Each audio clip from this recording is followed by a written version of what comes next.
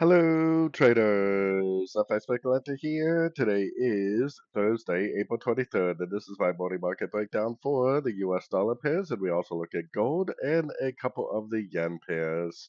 As always, we start off by looking at the US dollar index daily time frame because that's basically the roadmap that tells us what to do on the other dollar pairs themselves. And on the daily time frame dollar index, I still think that we're potentially over the next several weeks going to end up making some sort of a three-wave pullback, most likely a three-wave pullback to this last move down. I would say maybe the 61% would be the more likely area, maybe end up looking something like this, but the 50 could also end up being where this potential A, B, C of B ends up going. I still think this first impulsive down is a wave A. I think we'll end three waves of B, and I think eventually we'll end up going down again for a wave C like this to complete the three waves of B on the daily time frame. Keep in mind that this is a daily time frame analysis, so even this wave B probably will take several weeks to play out. So anyways, going down to all the way to the 1 hour time frame, I mean, we've got the break of structure. Over the last several days, I've been saying that I think that we're in a wave A, even though on these shorter time frames it looks very slow and overlapping. I mean, it still, to me, is making higher lows, higher lows, higher lows. We have no break of structure, so we are definitely still bullish the dollar. I think it's going to continue to drift up into this area to finish off a wave A, and then we potentially will start a wave B and a wave C, like what I showed on the daily time frame. So if this is potentially going to keep making higher lows and it's going to keep on drifting up, making higher lows, then we would expect the same type of movement on the euro dollar, except for down, down, down on the euro, the pound, the Aussie, and the Kiwi, and potentially up on the dollar CAD and dollar Swiss. Gold does whatever gold wants to do, so you can't really use the dollar index quite as much as you can for the other dollar pairs themselves. So starting off on the euro dollar, we'll head back up to the daily time frame. Euro dollar has been going down. It's been kind of slow going this week, but it is starting to go. I mean, the euro is pretty weak as of right now, so it is going down. I think this first potential move down is a wave A, just like on the dollar index. I think it will probably go down to about here, then probably back up for a B, and then down again for a C. I would expect the same type of movement on this pair as I would expect on the US dollar index, except for obviously this one is down, the dollar index is up. So keeping that in mind because it's extremely important, going down to the 1 hour time frame, we are definitely going down slowly. This is your swing high, and then your lower high is here, and then your most recent structure is here. Yes, there's some structure down here also, but this is just subdivision structure. If it breaks this, that doesn't tell me that the move down is over. That would just tell me that the last wave is over. And if it does break one of these substructures, then the first thing I would do is throw my Fibonacci retracement on this last push down, and I would still be expecting more sorts. I would just expect to see three-way pullbacks to likely Fibonacci levels. We're not at a daily time frame Fib level, so even if it does drift up, I would definitely assume that it's likely just a pullback within a downtrend. So I don't have my Fib on there yet because we don't have a break in the substructure yet, but if it does break the substructure, throw your Fibonacci retracement on there and continue to look for sorts at Fibonacci levels. So moving on to the pound dollar, back up to the daily time frame. Same type of analysis on the pound dollar. I still think that this potentially is going to keep on drifting down, and this first push down is an A. Eventually, you'll get a pullback to that, a wave B, and then likely another push down for a wave C. Just like on the US dollar index, except for this is down and the dollar index is up. So going all the way down to the 1 hour time frame. Now, just like on the euro dollar, we have some substructures here, as you can see, but our main structure is right here. And then we have another structure here. So our main structure is down. So lower high, lower high, lower high. Even if it breaks one of these substructures, that doesn't mean that the trend is over. That just means that the last wave is over. So as long as it doesn't take out this high right here, I'm definitely very bearish. It could potentially go up and make another lower high. It could go up and break one of these substructures and still end up not breaking this structure and continue down. I still think that it potentially is going to continue to make lower lows, lower highs. I'm hoping it goes down to at least the 78%. If it really is a wave A, it might even go down to the 100% Fibonacci extension to fit retracement from the daily to finish off a wave A of that ABC of B or possibly ABC of 2 that I was drawing on the daily time frame. Moving on to the Aussie dollar. The Aussie dollar is always a little bit different, but it's the same type of analysis. I would expect over the next, several weeks for this to probably make some sort of a pullback, whether it's just a pullback to this last wave or whether it's a pullback to the whole wave, I guess is the question.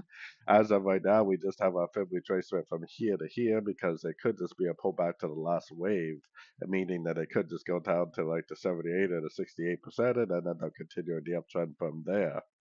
But I would expect the same type of movement on this as I expect on the US dollar index. So going down to the 1 hour time frame, I definitely have a short bias. My structure is currently right here. As long as it doesn't take out this high, I am definitely looking for shorts. So anything we see to the upside, I am for sure assuming is just a pullback within a downtrend. It could very easily go up and take out some of these substructures, but that doesn't mean that the trend is over. It would tell me to become bullish again is if it goes up and breaks this high. So, I would expect it to continue to make lower lows, lower highs, and I would expect it to probably be in a wave A right now, even though on this time frame it kind of looks like maybe the A is already in and this is a B and maybe it's already in a wave C and it does this. But the higher time frames are the ones that I put the most weight on, and the higher time frames on all the dollar pairs tell me that potentially we're only in a wave A. So this might end up being 1, 2, 3 waves of A, like a 333 pattern potentially, like a WXY or possibly some sort of a flat. So we might just be in the three waves of A right now.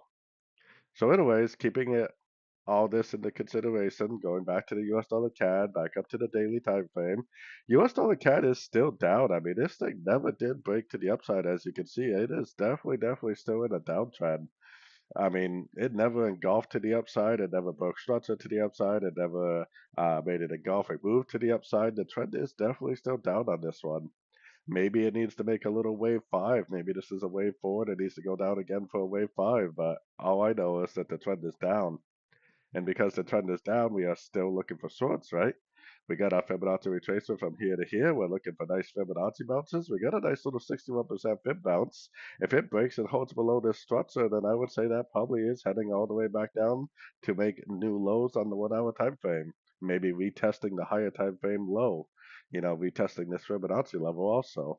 So definitely a short bias. Anything we do see to the upside, we are definitely still looking at as a pullback within a downtrend because the US dollar CAD on the daily time frame is definitely still down based on structure and is definitely still down based on market flow.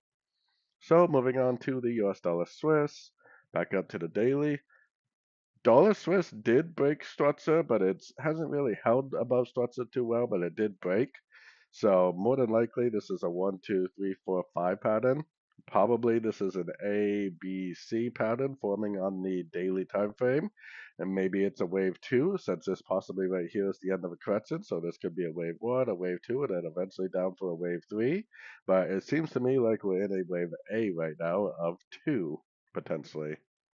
So going down to the 1 hour time frame, on the 1 hour time frame, like I said, we did break and hold above structure, but if it breaks below here, then we're most likely in a pullback to the whole move up. So if it breaks below here, then throw your Fibonacci retracement on the whole move up, and you would expect this to go down and make probably a wave B based on the higher time frames. If it doesn't break this structure, which it definitely doesn't have to, it could end up, rejecting it and going up, then you would just keep on looking for longs, right? The trend is your friend. If it breaks below here, then you would still kind of be looking for logs, but you would expect to see probably at least a 2 day pullback before it actually did end up going up again. So the question is are we already making a big pullback like a wave B, or is it just, a pullback within an uptrend and it's going to go down, reject structure, and just continue the uptrend? So keep an eye on your structure, keep an eye on your Fibonacci levels as always. Moving on to gold. Gold never really broke any significant structure in my eyes. I mean, there's a structure level right here that still hasn't been broken.